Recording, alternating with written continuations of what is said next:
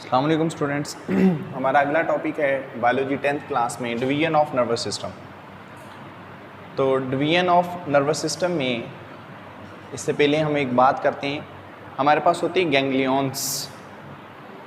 Ganglions क्या होते हैं? जब न्यूरॉन्स के जो ऑक्सन्स होते हैं वो आपस में इकट्ठे हो जाएं, इनके जो नर्व्स होती हैं उनके नीचे ऑक्सन्स लगे हुए होते हैं, जब वो इकट्ठी हो जाती हैं तो उनके आउटसाइड पर एक मेम्ब्रेन की तह चढ़ जाती है, तब जो चीज़ प्रिपेयर्ड होती है वो गैंग्लियंस कहलाते हैं। ठीक है, तो डिवीजन ऑफ नर्वस सिस्टम में हम इन्हीं गैंग्लियंस की मॉडिफिकेशंस की बात करेंगे कि जो गैंग्लियंस होते हैं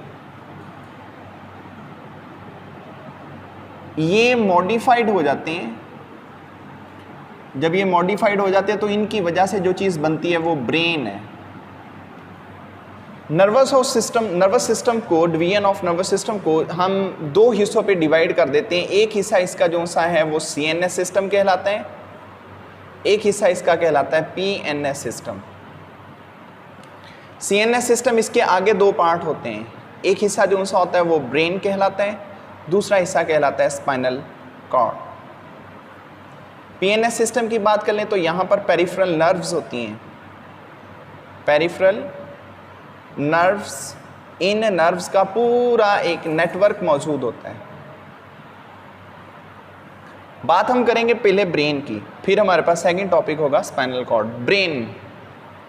ब्रेन क्या है?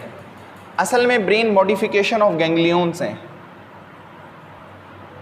गैंग्लियंस, हमारा जो ब्रेन है इसमें 10 पावर 14 से 10 पावर 15 गैंग्लियंस मौजूद होते हैं।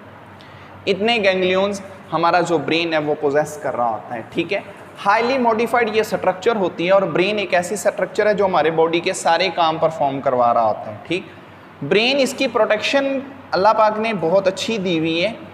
इसकी प्रोटेक्शन कैसे है? इसकी प्रोटेक्शन के लिए स्कल बनाया गया, खोपड़ी। इस स्कल खोपड़ी को हम दो हिस्सों में तकसीम कर देते हैं। एक हिस्सा इसका हेड, दूसरा हिस्सा जो सा होता है वो इसका फेस कहलाता है। हेड, इसके अंदर बोन्स होती हैं जिन्हें क्रेनियल बोन्स कहते हैं। क्रेनियल, ये क्रेनियल बोन्स हेड के अंदर जो ब्रेन होता है उस ब्रेन की हिफाजत करते हैं। यानी कि अल्लाह पाक ने ये जो दिमाग है ये कुछ एक बोन पॉकेट है, उस पॉकेट के अंदर महफूज किया हुआ है ताकि इससे कोई प्रॉब्लम ना हो। हमारा सर समटाइम ज़मीन पे लग जाता है तो उस चोट की बुनियाद पर हमारे ब्रेन की कोई पोर्शन डैमेज ना हो जाए, उसकी प्रोटेक्शन के लिए अल्लाह पाक ने ऊपर ये खोपड़ी बनाई हुई है। ठीक है, तो क्रेनियल जो बोन्स होती हैं ये प्रोटेक्शन करती हैं। इन क्रेनियल बोन्स के अंदर भी कुछ लेयर्स होती हैं जिन्हें मेनिंजेस कहते हैं। ब्रेन के अंदर प्रोटेक्शन के लिए क्या मौजूद होती हैं? मेनिंजेस मौजूद होती हैं। ये जो मेनिंजेस होती हैं इनकी 3 लेयर्स होती हैं, 3 लेयर्स होती हैं। पहली जो से होती है उसे कहते हैं ड्यूरा मैटर, अरेक्नाइड, पिया मैटर। तो ये 3 लेयर्स मौजूद होती हैं। ठीक है, तो इन्हें हम मेनिंजेस कहते हैं। इसके बाद जो हमारा ब्रेन होता है, ब्रेन का सबसे ज़्यादा पोर्शन बैक साइड पर मौजूद होता है। फ्रंट साइड जो से होती है हमारी खोपड़ी की, यानी कि हेड की, ये जो हमारी पेशानी है इसके पीछे जो होते हैं ना चैम्बर होते हैं जिन्हें हम नाम देते हैं वेंट्रिकल्स का। तो ब्रेन, इसका ज़्यादातर जो पोर्शन होता है वो हमारे बैक साइड पर मौजूद होता है। तो ब्रेन फ्रंट साइड पर इसके ज़्यादातर वेंट्रिकल्स होते हैं। हमारी जो हेड है, इस हेड के अंदर 4 वेंट्रिकल्स होते हैं। 4 वेंट्रिकल्स में जो ब्रेन है वो बैक साइड पर सिर्फ 2 वेंट्रिकल्स में मौजूद होता है, 2 वेंट्रिकल खाली होते हैं।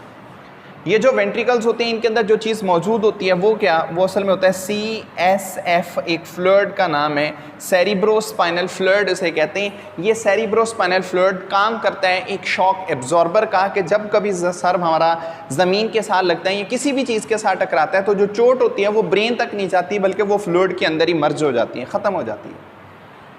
तो हमारा ब्रेन, अगर आप इसकी डिवीजन करते हैं तो हमारे ब्रेन, इसकी डिवीजन्स के लिहाज से 3 इसके पोर्शन बनते हैं। ब्रेन डिवीजन, इसके 3 पोर्शन होते हैं। पहला जो पोर्शन होता है उसे कहते हैं फोर ब्रेन, दूसरा जो पोर्शन होता है उसे कहते हैं मिड ब्रेन, तीसरा जो पोर्शन होता है उसे कहते हैं हाइंड ब्रेन, इसे हिंड भी कहते हैं, हाइंड भी कहते हैं। सबसे पहले फोर ब्रेन है, फोर ब्रेन के आगे पार्ट होते हैं। सबसे पहला हिस्सा जो सा होता है सेरिब्रम, सबसे बड़ा हिस्सा है। मैमल्स के अंदर जो ब्रेन का सबसे बड़ा हिस्सा होता है वो सेरिब्रम होता है। सेरिब्रम के बाद इसके अंदर दो हिस्से होते हैं, एक को कहते हैं थैलेमस, थैलेमस के नीचे जो मौजूद होता है उसे कहते हैं हाइपोथैलेमस। ये इसके तीन हिस्से होते हैं। इसके बाद मिड ब्रेन, इसका कोई भी पार्ट नहीं होता, नो एनी पार्ट। फिर मिड ब्रेन का फंक्शन क्या है? मिड ब्रेन फोर ब्रेन और हाइंड ब्रेन के दरमियान में होता है, इसलिए ये एक कनेक्शन का काम करते हैं। जो इन्फॉर्मेशन फोर ब्रेन तक आनी होती है वो मिड ब्रेन से गुजर के आती हैं। तो मिड ब्रेन जो इन्फॉर्मेशन होती है उसकी स्क्रीनिंग करता है, यानी कि जो इन्फॉर्मेशन नेसेसरी नहीं होती, जिनकी ज़रूरत नहीं होती बॉडी को, यानी कि ब्रेन उस पर एटीपी खर्च कर रहा होता है लेकिन उसके बावजूद उनका कोई फंक्शन नहीं होता, तो ब्रेन, ये जो हमारा मिड ब्रेन होता है, उन इन्फॉर्मेशंस को फोर ब्रेन तक आने नहीं देता, उन्हें पीछे ही ख़त्म कर देता है। ठीक है। दूसरी बात ये, हमारा बॉडी का पोस्चर बिल्कुल सीधा रहे, डगमगाए नहीं, बॉडी इधर उधर ना गिरे, उस चीज़ को मेंटेन करना ये मिड ब्रेन का काम होता है। ठीक है। हाइंड ब्रेन की बात कर लें, जितना भी जो इनवॉलंटरी वर्क होता है, वॉलंटरी वर्क वो जो हमारे इरादे में होता है, ज़्यादातर जो इनवॉलंटरी वर्क होता है वो हाइंड ब्रेन के पास होता है। हाइंड ब्रेन के तीन पोर्शन होते हैं, एक को कहते हैं सेरिबेलम, एक को कहते हैं पोन्स, फिर मेडुला ऑब्लोंगेटा।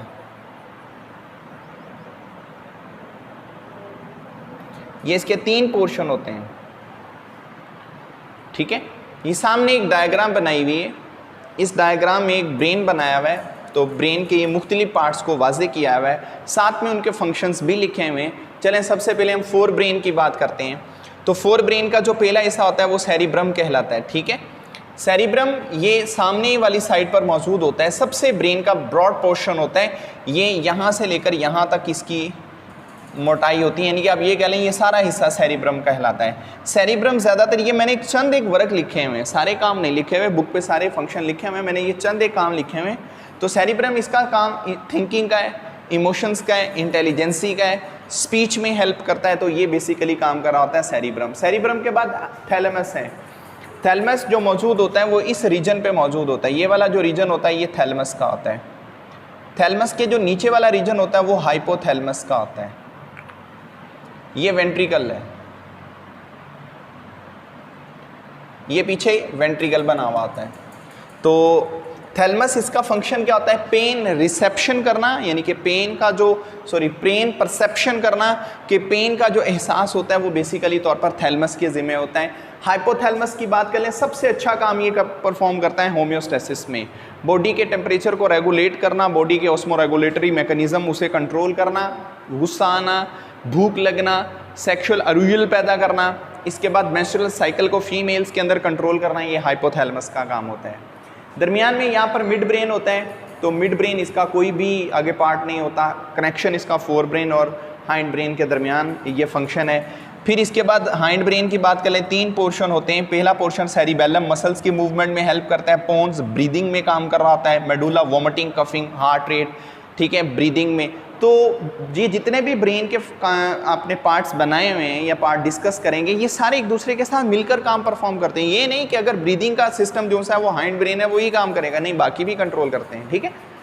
तो इसके बाद जो हमारा ब्रेन है, इस ब्रेन में 4 लोब प्रिपेयर्ड होते हैं। जो पहला लोब होता है उसे फ्रंटल लोब कहते हैं, ये सामने वाली साइड पर होता है, फ्रंटल लोब बिल्कुल सामने वाली जानब होता है। इसका फंक्शन क्या है? ये स्किन से आने वाली जितनी भी इंफॉर्मेशन हैं, ये पे हमारे जो बॉडी की पोस्चर होती है उस पोस्चर को बरकरार रखते हैं। फिर इसके बाद हम जो बोल रहे होते हैं, हमारी जो स्पीच होती है, वो जो स्पीच है वो किस तरह से हम लफ्ज़ों की अदायगी करते हैं, उनकी रवानगी क्या है, वो सारी इंफॉर्मेशन फ्रंटल लोब के पास आ रही होती हैं। ठीक है। इसके बाद बात कर लें तो ये हमारे पास पेराइटल एक सेकंड लोब होता है। पेराइटल जो सा होता है ये ऊपर वाली जानब होता है। इसका काम क्या है? जितनी भी इंफॉर्मेशन स्किन से आती हैं वो सारी यही कैप्चर करते हैं, सारी इंफॉर्मेशन स्किन की इन्हीं के पास आती हैं। ऑसिपिटल लोब बैक साइड पर होते हैं, तो ऑसिपिटल लोब इनका काम जो सा होता है वो विजुअलाइजेशन से होते हैं। विजुअल इंफॉर्मेशन जितनी भी होती हैं वो सारी ऑसिपिटल लोब्स के पास आती हैं। इसके बाद आखिरी लोब है जिसे हम कहते हैं टेम्पोरल लोब। टेम्पोरल लोब साइडों पर होते हैं। टेम्पोरल हम कानों के लिए वर्ड यूज़ करते हैं, तो कान वाली साइड पर जो लोब होते हैं वो टेम्पोरल लोब कहलाते हैं। इसका मतलब है जो हेयरिंग इन्फॉर्मेशंस हैं और जो स्मेलिंग इन्फॉर्मेशंस हैं वो यहाँ आती है। दूसरी बात, स्मेलिंग के लिए डायरेक्ट हमारे लोब्स होते हैं जिन्हें ऑल्फैक्टरी ऑर्गन्स कहते हैं, ऑल्फैक्टरी लोब कहते हैं। वो हमारे फोर ब्रेन से अगले वाले हिस्से से बाहर लटक रहे होते हैं। उनका डायरेक्ट जो सा कनेक्शन होता है वो हमारी नोज के साथ होता है। तो जो स्मेलिंग इन्फॉर्मेशंस होती हैं वो डायरेक्ट हमारे ऑल्फैक्टरी लोब तक जाती हैं, लेकिन वहाँ से फिर उनको ब्रेन के अंदर जो डिस्ट्रीब्यूट किया जाता है वो कौन सा लोब है, वो टेम्पोरल लोब होता है, उनके पास वो इन्फॉर्मेशंस जाती हैं।